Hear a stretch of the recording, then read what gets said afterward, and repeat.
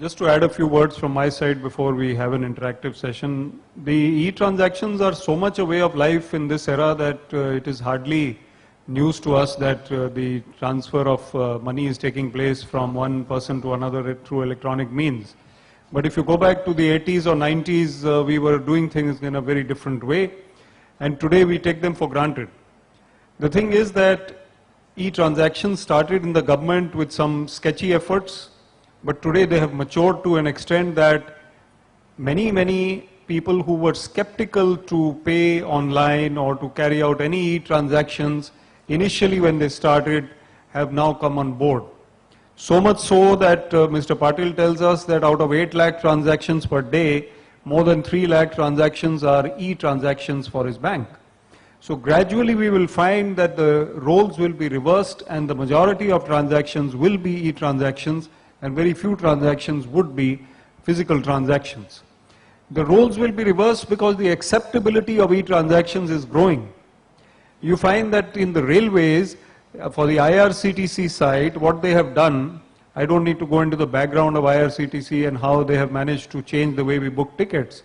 What they have done is they have even started giving gold standards, silver standards and bronze to the various payment options. So if you're booking a ticket, they say that, okay, these are the banks, if you book through them, then you will get the quickest result, or you will get an assured result in your e-transaction. These are the ones in which you may not get a 100% result, but you may get a good result. And then you have the third category, which may not be that effective. So now standards of e-transactions are being evolved, and the efficiency, the time taken, and the throughput and the actual result is the parameter for analysis and for judging which e-transaction is mature and efficient and which is not. Some government departments, because I'll talk more about the government, some are still in a very nascent stage. For example, transport department of many states still does not allow road taxes to be paid or taxes to be paid or fees to be paid for the transport sector. The transport sector, in commercial transport especially, deposits large amount of revenues with the government. And very few states have now gone in for e-payments or e-transactions, thereby enabling people to sit in their homes or sit in their offices and go in for e-payments. National permits, for example, used to be given physically and they had to be long queues and people had to deposit DDs.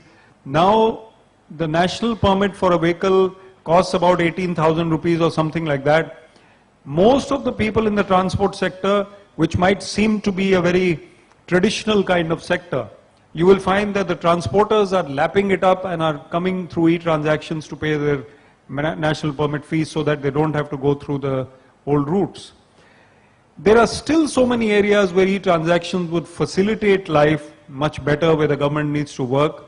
We've heard a lot about the health and education sector, but so much still can be done. Why is it not possible for us to download our report from a hospital or from a government hospital, let us say, where we have gone and given a blood test or some other test? Why cannot we download it from the website? Why is it not possible for us to see our patient information record? I think we have a session on healthcare after this. In the education sector, in several states, it is still not possible to see your result or to go in for even an employee in the education department, which is manned by hundreds of thousands of people, cannot see how much leave is pending, when is he going to get promoted, because a lot of work still needs to be done. E-transactions have taken place in the private sector also at the same time, and movie tickets and other things have become just like old hat. There's nothing surprising today that we are getting an SMS from a particular service provider, or we take it for granted. In fact, those who are left behind are the ones who are going to be suddenly left out, because people have become more demanding. They demand that everything takes place through their mobile. Why should a professional have to take short leave to go and do any transaction with a bank or with a government department? Why cannot he be sitting on the train from Bombay to Pune? Why can't he do it there, sitting on his, when he's free? So therefore, the demand for e-transactions will keep on increasing, and people will demand more and more from all kinds of organizations, especially the government, that e-transactions is the only way to transact. Not only does it increase efficiency, reduces corruption, and eliminates delay.